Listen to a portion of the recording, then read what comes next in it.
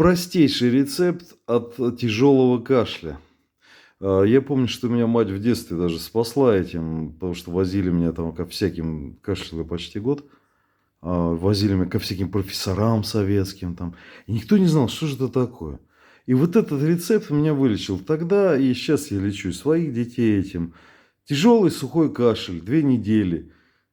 Пропил ребенок все антибиотики, проингалировался ингалятором, ничего не помогает. А вот это за 3 раза помогает. Но только, как говорится в рекламе, проконсультируйтесь, для консультации с врачом проконсультируйтесь с врачом. А вот так и здесь, если у вас есть аллергия на этот элемент, то для вас этот рецепт не подойдет. Во всех остальных случаях слушайте сюда внимательно, как говорил дедушка.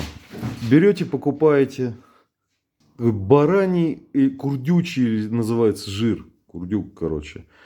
Топите этот жир на сковородке.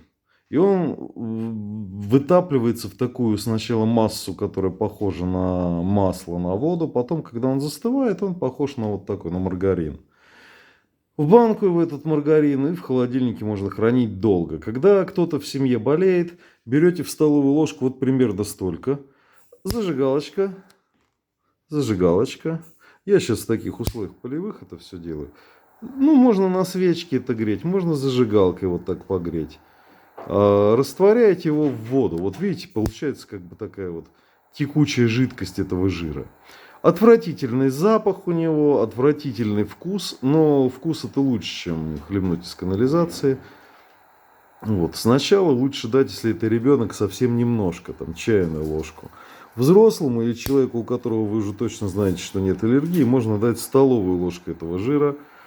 И он должен быть теплый. То есть он должен быть чуть теплый. Потому что когда вы греете огнем его, чтобы он растопился, то ложка сама может быть очень горячей. Нужно это контролировать и дать ему остыть. То есть он должен быть жидкий, с одной стороны, а с другой стороны он должен быть теплый.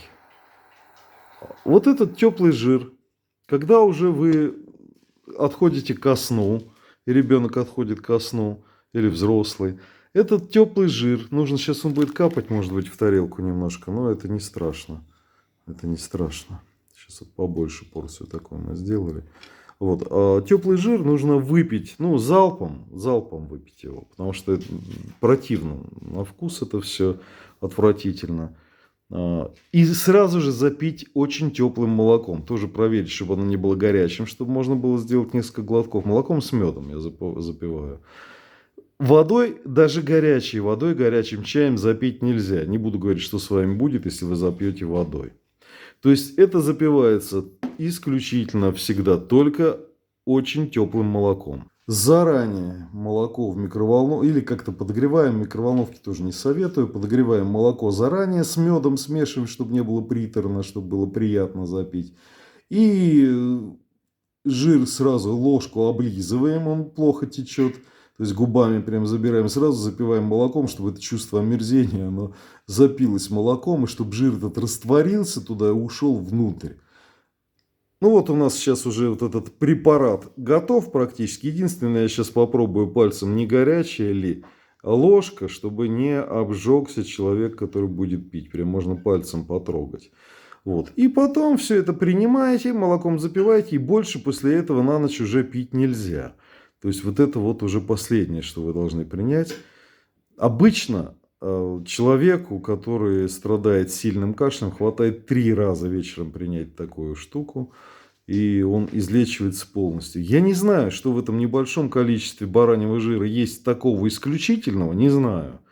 Но не прогревание, что-то он содержит, значит. Что-то содержит, что человеку необходимо для того, чтобы не болеть. Ну и также встречный вопрос. Некоторые спрашивают, кроличий жир там можно или нет.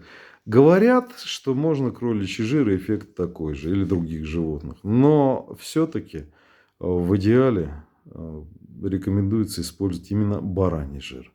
Не болейте, друзья мои. Всем добра, здравия и благополучия.